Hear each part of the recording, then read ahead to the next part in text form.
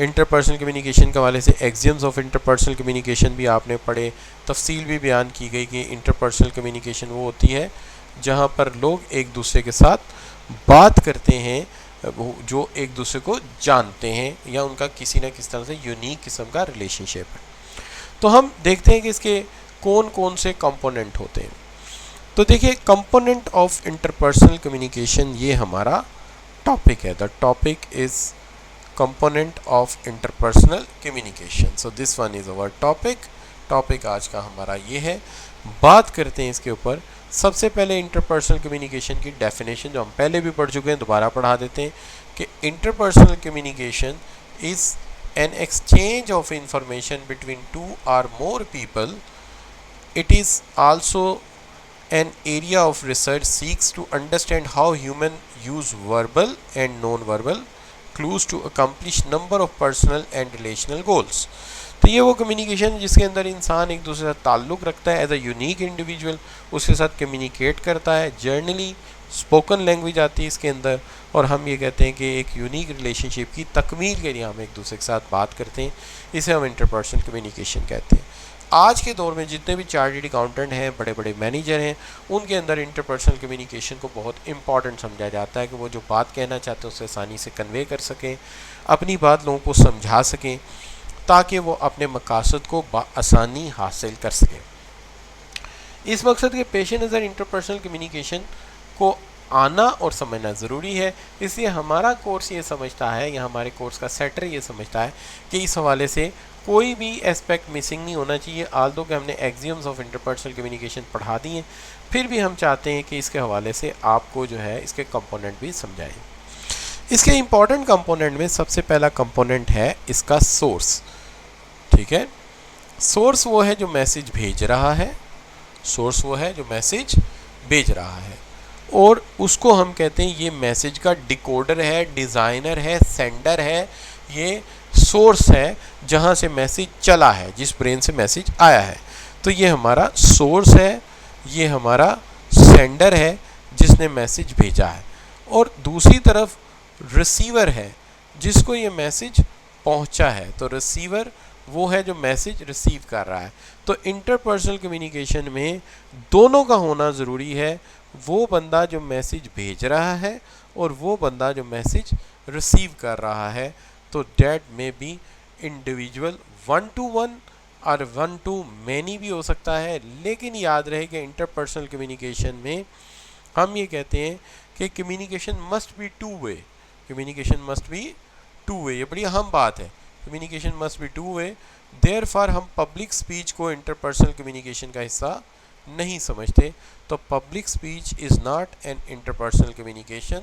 Interpersonal communication is one in which sender and receiver both are active, both are involve, and it is a two way communication. तो ये to way communication है। इसके अंदर सबसे पहली बात यह है कि जब आपके जहन में कोई आइडिया आता है तो आपको अल्फाज की ज़रूरत पड़ती है, आपको वर्ड्स की ज़रूरत पड़ती है जिसके अंदर आप इसको कंपोज ऑफ करते हैं। लिहाजा वर्ड्स के अंदर मैसेज को कन्वर्ट करना काम है आपका इनकोडिंग। अल्फाज देना अपने मैसेज को इनकोडिंग है, और रिसीव करने वाले का उन अल्फाज के मीनिंग आखज करने को हम कहते हैं डिकोडिंग। तो इसके अंदर एट ए टाइम कहने वाला इनकोडर है, इनकोड कर रहा है, सुनने वाला डिकोडर है, और फिर जब वो कहता है तो वो इनकोडर है और ये डिकोडर है। तो हम at a time encoder decoder encoder decoder encoder decoder switch over करते रहते हैं। जब मैं कह रहा हूँ मैं इनकोडर हूँ, आप डिकोडर हैं, जब आप कहेंगे आप इनकोडर और मैं डिकोडर हो जाऊँगा। इस तरह पैगामात का तबादला होता रहता है। तो दो चीज़ों में, एक सेंडर और एक रिसीवर, एक इनकोडर और एक डिकोडर। इसके अंदर डिपेंड करता है कि दोनों अशखास जो कम्युनिकेशन में इन्वॉल्व हैं उनके पास एक कॉमन लैंग्वेज है, और उनको उस कॉमन लैंग्वेज पे किस कदर ज़्यादा अबूर हासिल है। जितना दोनों को उस लैंग्वेज पे कंप्लायंस होगा, जितना उन दोनों को उस लैंग्वेज पे अबूर होगा, उनकी कम्युनिकेशन परफॉर्मेंस उतनी अच्छी आएगी, वो इतनी जल्दी एक दूसरे के साथ मिक्सअप हो सकेंगे और अपने पैगाम को एक दूसरे तक रसाई दे सकेंगे। इसका मतलब पैगाम की रसाई में बड़ी अहम बात यह है कि सेंडर और रिसीवर दोनों वेल वर्स हों किसी एक यक ज़ुबान में और उस ज़ुबान के अंदर वो एक दूसरे के साथ बात करें। तो जब उनके पास इस तरह की लैंग्वेज स्किल होगी तो बात को आगे कन्वे करना काफ़ी आसान हो जाएगा। दूसरी तरफ याद रखना है कि मैसेज को एक चैनल चाहिए होता है, मैसेज को एक चैनल चाहिए होता है। वो कैसे कि भाई देखिए, मैसेज तो डिज़ाइन हो गया, वो वॉइस हो सकती है, अगर वो कोई जोक है तो मैं हो सकता है किसी में लिख लूँ, लेकिन उसे एक जगह से दूसरी जगह पहुँचाने के लिए हमें एक चैनल की ज़रूरत पड़ती है। तो चैनल इज़ अ मीडियम जो कन्वे करता है एक मैसेज को दूसरे की तरफ। अमूमी तौर पे इंटरपर्सनल कम्युनिकेशन जो एक जगह हो रही होती है वहाँ पे चैनल होता है एयरवेव्स। मैं अपनी बात एयरवेव्स में छोड़ता हूँ और वो आप तक पहुँचती है, और आप अपनी बात को एयरवेव्स में छोड़ते हैं और वो मेरे तक पहुँचती है। तो हम इसे कहते हैं कि चैनल का होना ज़रूरी है। जैसे आपके और मेरे इस वक्त राब्ते में, हम इसको इंटरपर्सनल कम्युनिकेशन नहीं कह सकते क्योंकि ये तो लेक्चर है, वन वे है, लेकिन अगर फ़र्ज़ कीजिए आप भी इसमें इन्वॉल्व होते, बोल रहे होते, तो जो हमारा ये केबल है या ये जो हमारा इंटरनेट कनेक्शन है, हम इसको कह सकते हैं कि ये हमारा चैनल है। इसके बाद इसके अंदर नॉइस जो है वो लाजमी इंक्लूड किया जाता है। जैसे आप यूँ समझिए कि हमारी जो इस्लामिक शरीयत है उसके अंदर दो कॉन्सेप्ट हैं, एक रहमान का और एक शैतान का। इसी तरह जो क्रिश्चियनिटी है उसके अंदर गॉड एंड डेवल, यानी एक कॉन्सेप्ट है रहमान का, एक शैतान का। ठीक है ना। इसी तरह जैसे हमारी इंडियन फ़िलॉसफी के अंदर एक राम है और एक रामन है। तो कहने का मतलब ये है कि हर फ़िलॉसफी में आपको एक चीज़ कॉमन मिलेगी कि एक हक और एक नाहक दोनों मिलेंगे। इसी तरह हमारी कम्युनिकेशन में हक और नाहक दोनों हैं। चूँकि हमें एक बात से हमेशा लोगों को अवेयर करना है कि नॉइस से बचो, शैतान से बचो, डेवल से बचो और क्या ना रामन से बचो। तो हम इसे कहते हैं हमारा रामन या हमारा जो शैतान है वो नॉइस है, हमारा डेवल जो है वो नॉइस है। तो हमारा डेवल जो है वो नॉइस है। अगर नॉइस होगा तो हमारा कम्युनिकेशन डैमेज करेगा। चूँकि ये कम्युनिकेशन डैमेज करता है और इससे हमें आपको एहतियात सिखानी है, इससे हमें आपको केयर सिखानी है, इसलिए हमने इसे कम्युनिकेशन का हिस्सा बना दिया है, कंपोनेंट का हिस्सा बना दिया कि ये हर सूरत होगा। आप कहेंगे सर कैसे हो सकता है, अगर मैं एक कमरे में बंद होकर बैठ जाऊँ, मैं किसी की बात ही ना सुनूं, मैं सिर्फ उसी की बात सुनूं जिससे मैं कम्युनिकेट कर रहा हूं, तो कैसे हो सकता है। देखिए, लाजिम नहीं है कि नॉइस बाहर से ही आए, नॉइस आपके ब्रेन के अंदर भी हो सकता है। कोई दूसरा थॉट, कोई दूसरी सोच नॉइस का बाइस बन सकती है। तो चूंकि हमें नॉइस से अवॉइड करवाना है, हर वक्त आपको याद कराना है नॉइस से बचो, नॉइस से बचो, नॉइस से बचो, इसलिए हमने इसको भी कंपोनेंट का हिस्सा बना दिया ताकि आप इस तरह एहतियात कर सकें। जैसे रिलीजियस थ्योरी में डेवल, रामन या शैतान को शामिल किया गया इसलिए कि उससे बचना है, इससे उससे बचना है। ये नहीं कि अल्लाह ना करे उसमें अमल दरामद कर रहा है, इसलिए आपको ये सिखाया गया। अब दूसरी तरफ अगर आप देखते हैं तो जो हमारा यूनिवर्सल है उसके अंदर एक चीज़ होती है, वो है सेल्फ फीडबैक। देखिए, इंटरपर्सनल कम्युनिकेशन में दूसरों का फीडबैक बड़ा अहम होता है, हम मानते हैं। हर कम्युनिकेशन में दूसरे का फीडबैक बहुत अहम होता है, बहुत इम्पॉर्टेंट होता है। येट डैट दूसरे के फीडबैक के इम्पॉर्टेंट होने के बावजूद भी मैं ये समझता हूँ कि हमें बड़ी अशद ज़रूरत होती है कि हमें फीडबैक जो है अपना भी मिले। यानी मैं किसी से बात कर रहा हूँ तो ये अहम है कि मैं खुद कैसे सोचता हूँ, हाउ मैं आपसे बात करते हुए खुद कितना मुतमईन हूँ, ये बड़ी अहम बात है। तो आपकी इंटरपर्सनल कम्युनिकेशन में सेल्फ सेटिस्फैक्शन या सेल्फ फीडबैक बहुत ज़्यादा इम्पॉर्टेंट है, और इसके साथ साथ दूसरों का फीडबैक भी इम्पॉर्टेंट है।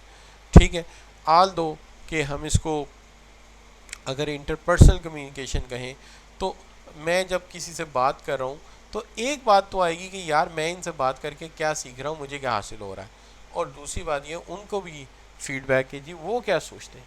तो इंटरपर्सनल कम्युनिकेशन में दोनों का ही फीडबैक चलता है, आल्दो कि लेक्चर जो होता है वो इंटरपर्सनल कम्युनिकेशन नहीं होता, लेकिन यहाँ मिसाल देने के लिए ज़रूरी है कि टीचर बच्चों से कितना मुतमईन है और बच्चे टीचर से कितने मुतमईन हैं, ये दोनों चीज़ें ही मैटर करती हैं। आल्दो की एग्जांपल इंटरपर्सनल कम्युनिकेशन मुझे देनी नहीं चाहिए थी। एनीवे, लेकिन ये डैट मैंने कहा कोई बात नहीं यार, कभी कभी ज़रूरत पड़ जाती है इस चीज़ की, कभी कभी हमें इस चीज़ की अशद ज़रूरत होती है कि हम एक बात को कम्युनिकेट कर सकें या हम एक बात को कह सकें।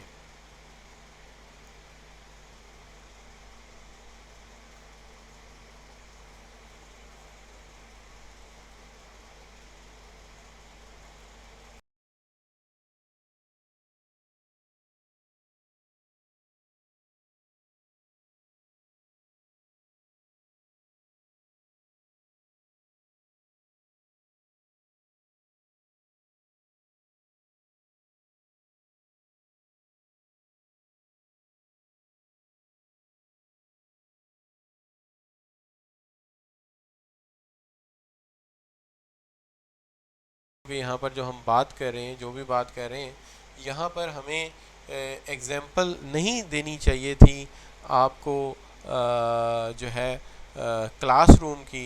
ये डैट हमने क्लासरूम की एग्जाम्पल इसलिए दे दी कि ये बात बड़ी अहम है कि सुनने वाले आपसे कितने मुतमईन हैं और कहने वाला आपसे कितना मुतमईन है। तो इसलिए इसमें मैंने एग्जांपल दे दी टीचर की, कि टीचर की बात जो है वो टीचर की बात जो है वो स्टूडेंट को कितनी समझ आ रही है और स्टूडेंट की बात जो है वो टीचर को कितनी पसंद आ रही है। तो दोनों ही फीडबैक ज़रूरी है। यह डैट के याद रहे कि क्लासरूम टेकिंग क्लास और स्पीच इंटरपर्सनल कम्युनिकेशन नहीं होते, चूँकि ये टू वे नहीं होते। क्लियर? अच्छा, अब इसका इफेक्ट है, देखिए interpersonal communication most influential method है कम्युनिकेशन का। The most influential method of communication as you can say is the, दुनिया का मोस्ट कम्युनिकेशन इफेक्टिव मेथड जो है वो इंटरपर्सनल कम्युनिकेशन है। अगर आपको साइकेट्रिस्ट की ज़रूरत है, साइकोलॉजिस्ट की, उसने भी बात ही करनी है। अगर आपको किसी बड़े इंसान से या किसी पढ़े लिखे इंसान से मशवरा करना है तो वो भी आपको इसी के ज़रिए होना है। तो इंटरपर्सनल कम्युनिकेशन बहुत ज़्यादा हेल्पफुल है और इम्पैक्ट करती है एक इंसान के ऊपर।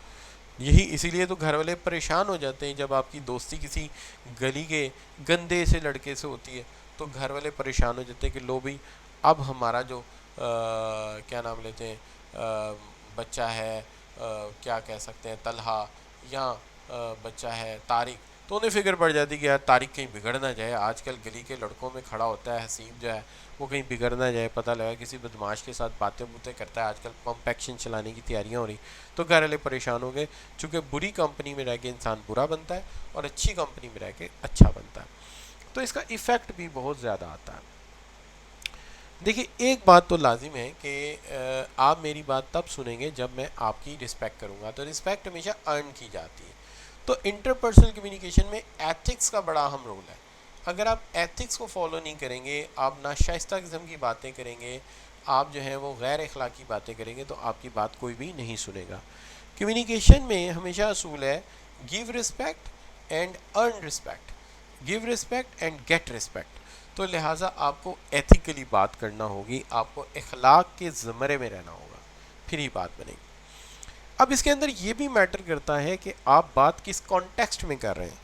ठीक है, अच्छा नॉइस पे बात इसलिए कम की थी कि नॉइस पे पहले बहुत बात हो चुकी है, physical noise, mental, physiological noise.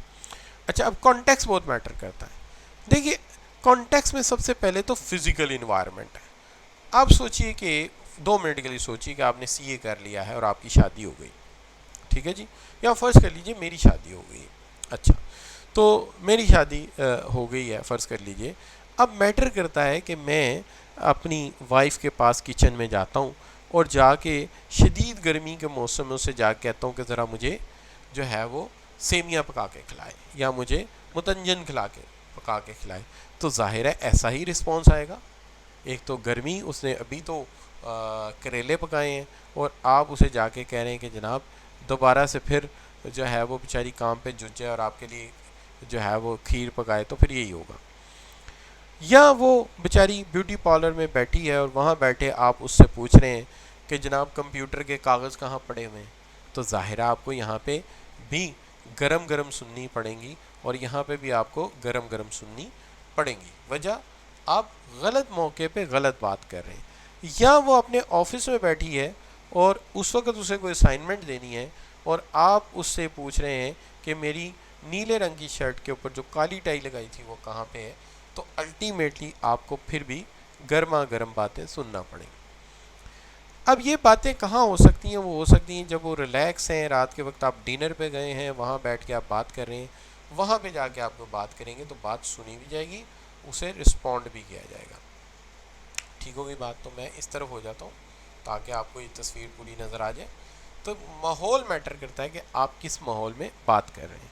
So it's very much matter.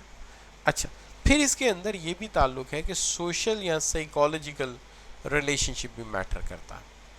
देखिए, ये मैटर करता है कि आपकी डायमेंशन या स्टेटस क्या है। देखिए, अगर आप अपने उस्ताद से बात कर रहे हैं तो उस्ताद का स्टेटस कुछ और है, लेकिन अगर आप अपने मेंटोर से बात कर रहे हैं तो उसका स्टेटस कुछ और है। तो मेंटोर से बात करना और है, जो आपको करियर काउंसलिंग कर रहा है, करियर गाइडेंस दे रहा है, वहाँ पे तो आप हर बात कर सकते हैं। लेकिन अगर आप अपने टीचर से बात कर रहे हैं तो then you have to be in a different mode. ठीक है, तो ये भी मैटर करता है सोशल कॉन्टेक्स्ट। तो माहौल भी, फिज़िकल माहौल भी मैटर करता है, सोशल कॉन्टेक्स्ट यानी दोस्ती का लेवल भी मैटर करता है, और टेम्पोरल टाइम भी मैटर करता है। सुबह 8 बजे एक बंदा कॉलेज के लिए निकल रहा है, आप फ़ोन करके कह रहे हैं सर वो कल के लेक्चर में आपने क्या पढ़ाया था, तो ज़ाहिरा आपकी तवाज़ुई होगी। लेकिन रात के वक्त वो फारिग बैठे हैं, अपनी फैमिली के साथ चिट चैट कर रहे हैं, ठीक है जी, गपशप कर रहे हैं, अब वो फारिग है, इस टाइम अगर आप फ़ोन करके कोई बात पूछेंगे तो might be you get a better response, आपको बहुत अच्छा रिस्पॉन्स जो है मिल सकता है, क्योंकि वो जोक के मूड में हो सकता है, 2-4 जोक्स आपको भी सर लगा दें। तो मैटर करता है कि आप किस तरह से बात करते हैं। ठीक हो गई जी बात। अब ये भी फील्ड ऑफ एक्सपीरियंस भी मैटर करता है कि देखिए, डॉक्टर का बिहेवियर और है, अकाउंटेंट का बिहेवियर और है, इंजीनियर का बिहेवियर और है। इसीलिए आपने देखा होगा कि आम तौर पे डॉक्टर्स की प्रेफरेंस ये होती है कि वो डॉक्टर से शादी करें, और इंजीनियर की प्रेफरेंस होती है इंजीनियर से शादी करे, और अकाउंटेंट की प्रेफरेंस होती है कि वो अकाउंटेंट से ही शादी करे। चूँकि वो एक जैसे एक्सपीरियंस से गुजरते हैं, इससे वो एक दूसरे को अपनी बात बआसानी समझा सकते हैं, एक दूसरे को अपनी बात बआसानी समझा सकते हैं। एनीवे, यहाँ तक हो गई बात। आई होप कि यहाँ तक आप बात समझ आई तो ज़रा जी लिख कर एंट्री कर दें यार, एक मेरी तसल्ली के लिए। जी शाबाश। चलिए, एक सवाल का जवाब दीजिए। Internal communication is the process of face to face communication, exchange of thought, ideas, feelings and interpersonal communication between among. जी, इंटरपर्सनल कम्युनिकेशन कितने लोगों में होती है? शाबाश। बिल्कुल सही है, 2 लोगों में भी हो सकती है, 1 to many भी हो सकती है, और many to 1 भी हो सकती है। लेकिन याद रहे कि जब 1 to many हो रही है तो many भी 1 को रिस्पॉन्स दे रहे हो और 1 भी many को रिस्पॉन्स दे रहा हो, यानी कम्युनिकेशन 2 वे हो, तो फिर हम इसको कह सकते हैं ये इंटरपर्सनल कम्युनिकेशन। जी बच्चों, the most important role play dash communication in the workplace plays an important role in employ satisfaction, motivation, collaboration, business success. जी शाबाश। सबसे इम्पॉर्टेंट रोल कौन सी चीज़ प्ले करती है?